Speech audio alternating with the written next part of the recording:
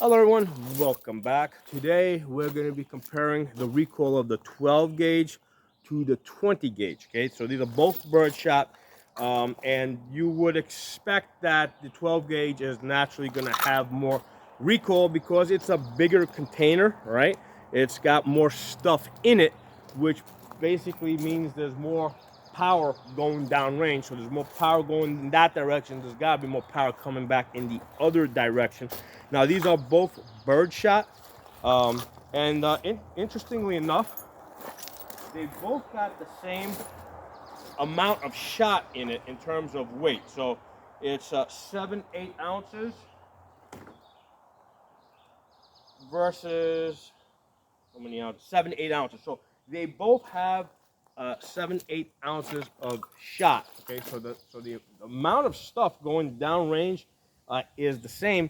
The difference is the gunpowder that's in there because the 20 gauge, all right, is 2.5 grams, okay, versus the 12 gauge, which is 2.75 grams. And basically, that's just a measure. It's an old measure of the amount of gunpowder they put in there. We normally don't measure gunpowder in grams anymore. We use grains, but I believe that's the black powder equivalent. Whatever. I mean, the point is there's a little bit more gunpowder in the 12 gauge versus the 20 gauge. So what's the issue? What are we even comparing here? Right. Well, what I'm going to do is I'm going to put the 12 gauge in an AK shotgun. Okay, so I'm going to be firing this out of the Lynx 12, and the difference is that the semi-automatic shotgun has a shock absorber. Okay, a lot of that recoil action goes into cycling the bolt. And what that does is it acts as a cushion, right? Because not all of that power is going into my chest. Some of that power is being diverted to operate the bolt. Compared to the pump, all right, all of the power comes straight back into my chest, okay? So that's going to be the difference. So what you guys are looking for, I'm going to be basically rapid firing this as fast as I can. Obviously with the 12 gauge, it's a semi-automatic. I can dump the rounds pretty fast downrange. You guys are going to be looking at me. I'm going to be standing over here with my feet together. All right, I'm going to be like this, right? Instead of being like this, pushing into it, I'm going to be like this, trying to shoot the gun, and that should give us a good sense of the recoil because that's going to amplify the recoil, so you guys can get a better sense of it. And then I'll tell you my opinion as far as what I felt. Okay, so let's load these guns up. All right, so I got 5 rounds in here. We're gonna put 5 rounds in this. 1, 2, 3,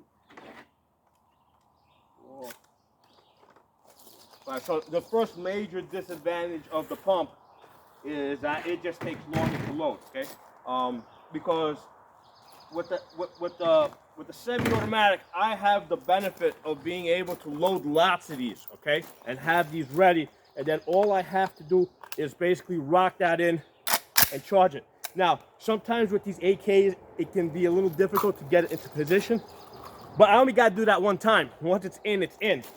With the pump, you got to put them in one by one, and if your fingers are like in the wrong position, you know, that can happen 5 or 6 times, right?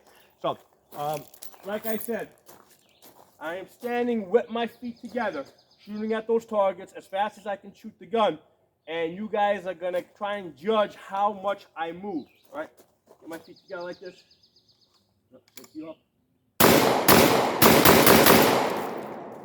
Okay, I'm gonna try and shoot this gun as fast as I can. Oops, just kicked one out. As fast as I can. I don't know if I'm gonna be able to shoot it that fast.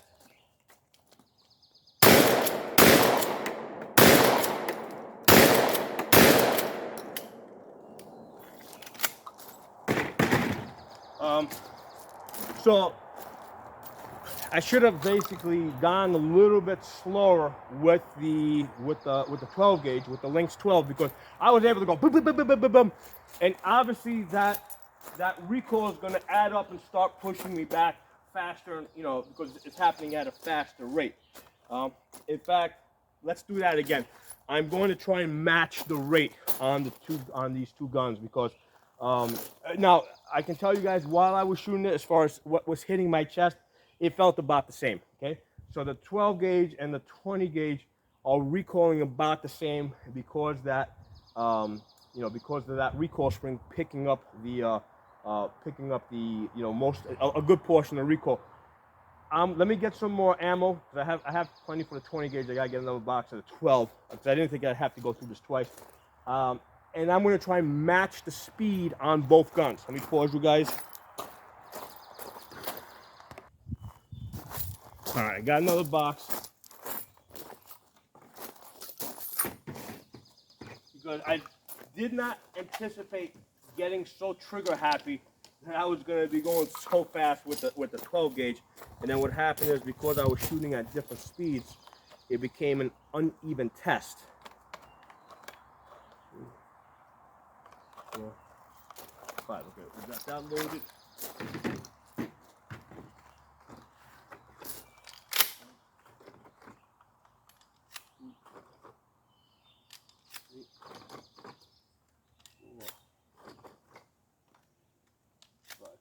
All right, so I'm going to go first with the pump, because I want to try and match that speed, okay? Because I'm going to try and match that speed. That's why I'm going to go first with the pump.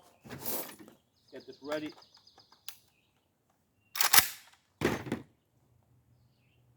All right, same deal. I'm standing with my feet close together, and I'm going to go as fast as I can, and then try to match it with the other gun.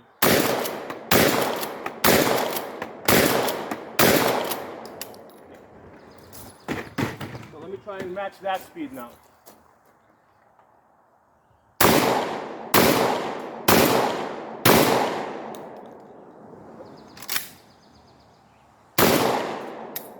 Right, so what we saw there, I mean, first of all, let's see.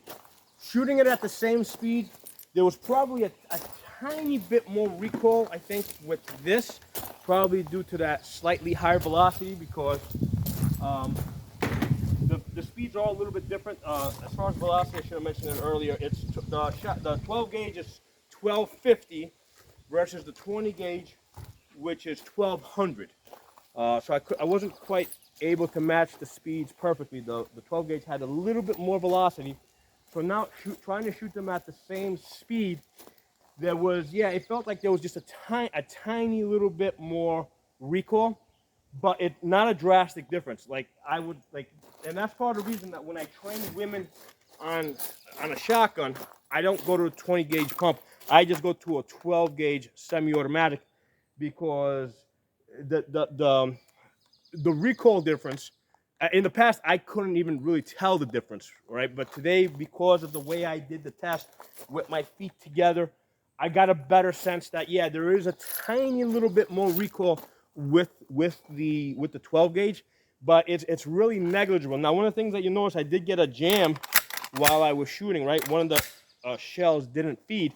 That had everything, I think, to do with my feet being together and the gun moving me back. Because in order for the semi-automatic to work, the bolt has to come all the way back in order to work. Well, what happens is, if you're not holding this firmly and the gun's rocking you, you're bleeding off energy. Because in order for this to work, the gun has to stay steady while this is moving. If the whole gun is moving a little bit, you're bleeding off energy, and that's going to cause a failure to feed. And that's one of the reasons why, you know, I generally don't recommend shotguns at all for home defense. The pumps, because they're just such a pain in the ass to load, and even worse to operate, right? Because what I find is, under stress, you know, even experienced shooters, when I put them under stress, what they do is they don't pump this hard. Where's that release back here on this one? They all got all these shotguns, they got the releases in different places where you got to unlock it. So if you don't pump this hard enough, let me get another tape. Shell. right? If you don't pump this hard enough, right, and you got an empty case, what it will do is it'll come out. Well, that didn't do it. Let's get the next one in there. What it will do is it'll come up. Well, this one's really ejecting good, but a lot of times they'll end up like this, and you're gonna do that. I'm not able to replicate it on this gun, but on under stress, when I got people shooting and I'm timing it and I'm pushing them, I'm making them run around and stuff, a lot of times they don't pump it hard enough and they cause a jam. And a lot of times, like if I tell them, take out, to change the ammunition or something, they forget if the safety's on, if they, because the buttons on this can be a little confusing, again, under stress when I'm pushing somebody. Where's the release, where are the safeties? Some shotguns have the safety back here. So sometimes I find that gets people confused. So that's why I don't recommend pumps, mainly because people under stress don't pump it hard enough and they cause jams. Even though this one over here is, I haven't shot this one in a while. I mean, it's almost impossible for me to get it to jam. Yeah, it's really throwing them out there. With the 12 gauges, they're usually, I guess, for whatever reason, my 12 gauges, they come up. If I don't pump it hard for them to go flying, they'll come up and then just land back in there. But anyway, with this one over here, as you guys saw while I was shooting, the issue with this is if your feet are, if you're not leaning into the gun, right? This is not going to come back all the way to cycle the gun. And that's going to cause a feeding jam. And here's the thing. Yeah, when we're shooting clay discs and we're standing like this and pushing it to the gun, yeah, great, we're not going to get jammed. But in a real life and death situation, you might be moving, you might be shooting in an awkward position, you might be moving back, you might be running behind cover as you're shooting. So in those type of situations, I find that gun, I do occasionally get jams, okay, when you're shooting like that. Now, with like AR-15s, AK-47s, I mean, it can happen, but it's a really low percentage. But it can happen, and I've seen it happen for the same reasons, and that's why you got your backup gun. But the rate at which it happens, the rate at which you get a failure to eject or failure to feed on a military gun, a military rifle specifically, is very, very, very low. I mean, one time I managed to get an AR to jam by shooting it like this. Boom, boom, boom, boom. Obviously, the gun's moving all over the place.